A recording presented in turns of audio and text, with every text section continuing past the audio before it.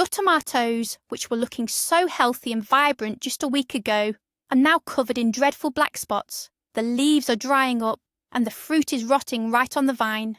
A familiar sight for late August, isn't it? It feels like all your summer's hard work is about to go to waste. But don't throw in the towel just yet, and don't give up on your harvest. You're watching a video that might be the last chance for your tomatoes. Today, we won't be talking about the preventative measures you should have taken in June. We're going to talk about rescuing them. I'll give you a clear and actionable plan on what to do about late blight right now, late in the season, to save as many fruits as possible. And trust me, some of these tips might surprise you. So what exactly is this beast called late blight, and why is it attacking with such ferocity right now? Late blight isn't just a fungus. It's a microscopic predator that thrives on cool nights and morning dew. August temperature swings are like an all-you-can-eat buffet for it. It's still warm during the day, but cold and damp at night. Spores that were dormant in the soil or drifted over from neighbours wake up and begin their destructive work. And if you don't take action, they can wipe out your entire crop in just a few days. All right, folks, put everything aside and grab your gloves. Operation Save the Harvest is officially underway, and our first step is a full-blown surgical strike. No kidding. You need to become a decisive, even ruthless gardener right now. Showing pity to a single diseased leaf could cost you an entire crate of tomatoes. Our goal is to immediately eliminate all sources of infection. Carefully inspect every single plant. Start with the leaves. Do you see any brown or black spots, especially those with a light, almost mouldy-looking halo? Or maybe a leaf has just started to dry out from its tip? Cut it off immediately. Don't just snip off the affected part. Remove the entire leaf right at the stem. Understand this.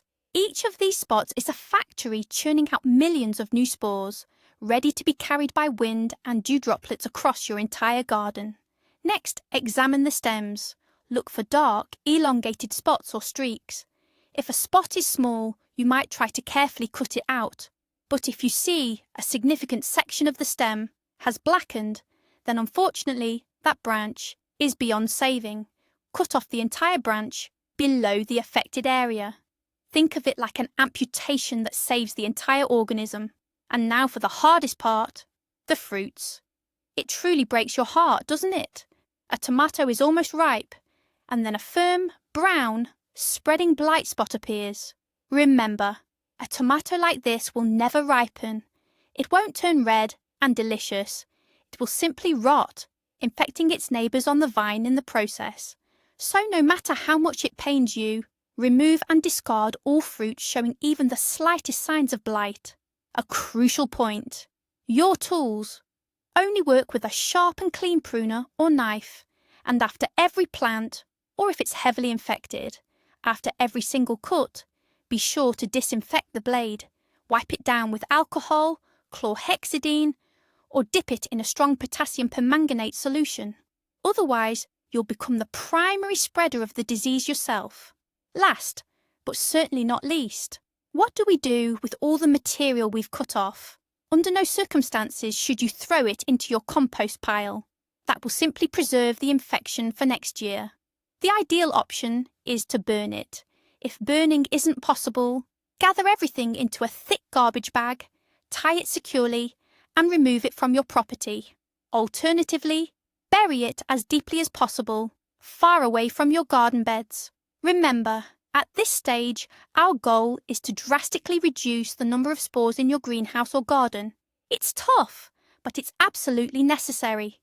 All right, we've covered the surgery aspect.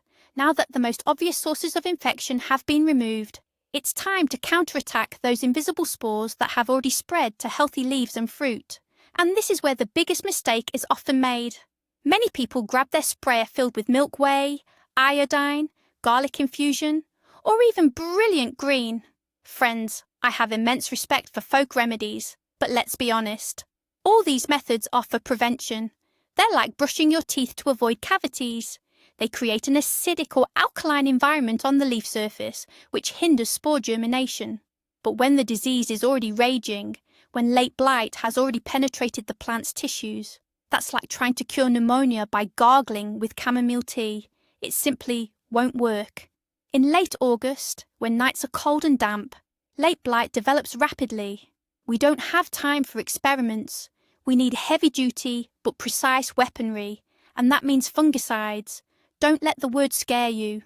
Modern formulations, especially copper-based ones, are absolutely safe for your harvest when used correctly. We need contact fungicides. They work like a protective film, coating leaves and fruits, killing spores upon contact with the surface. In stores, look for copper oxychloride-based products like HOM or Abigapeak.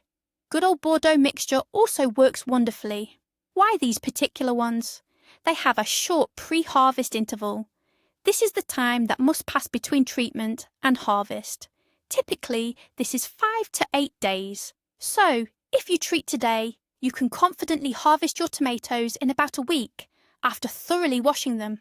Always read the instructions on the package carefully.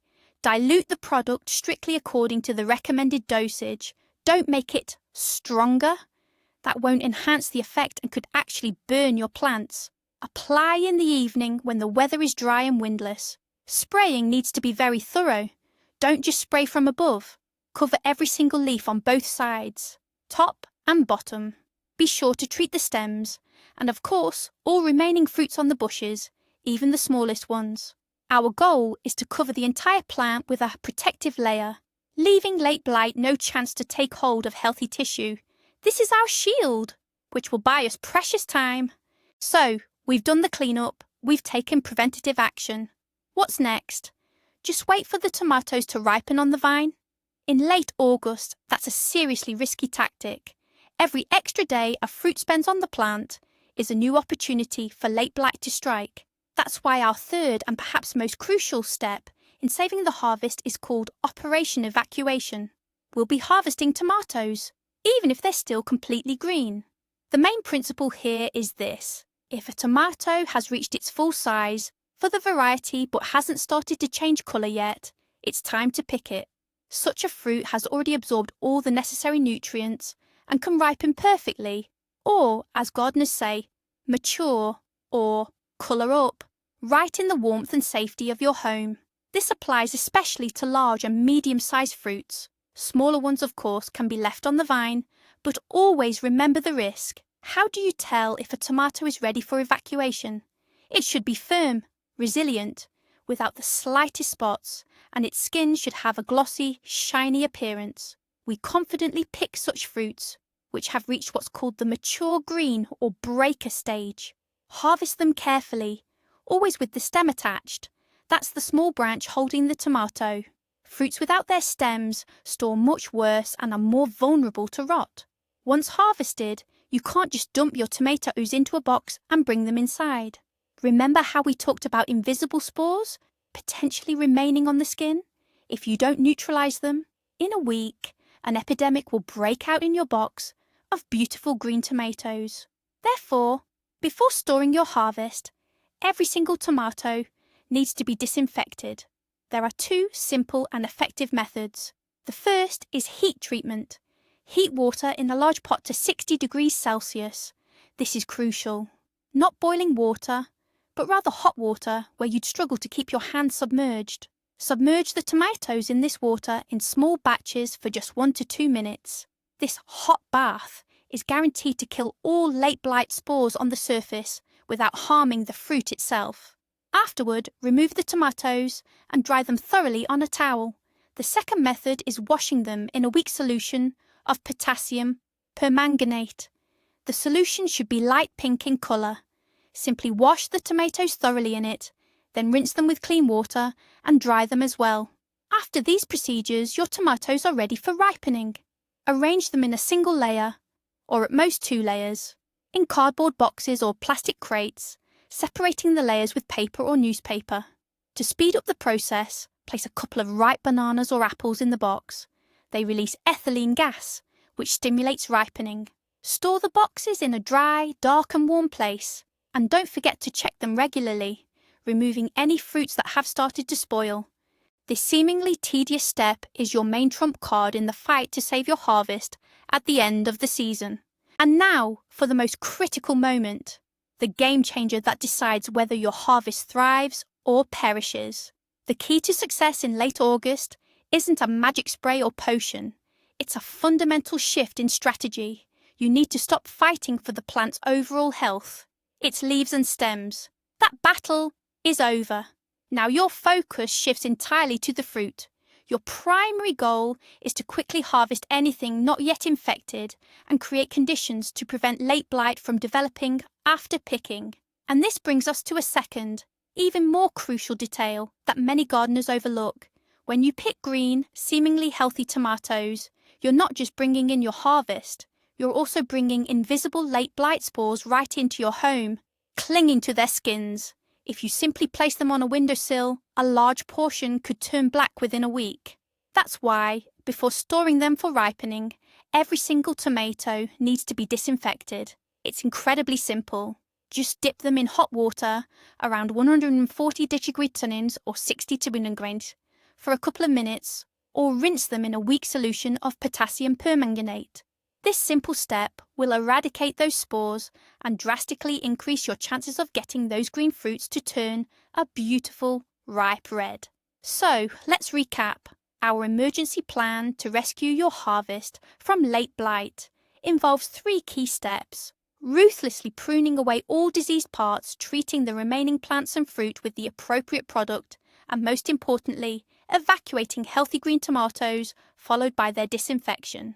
Thank you for watching this video to the very end. I truly hope these tips help you reclaim your hard-earned harvest from this relentless disease. If you found this video helpful, please give it a thumbs up and subscribe to the channel so you don't miss out on other essential gardening hacks. Now, a question for you.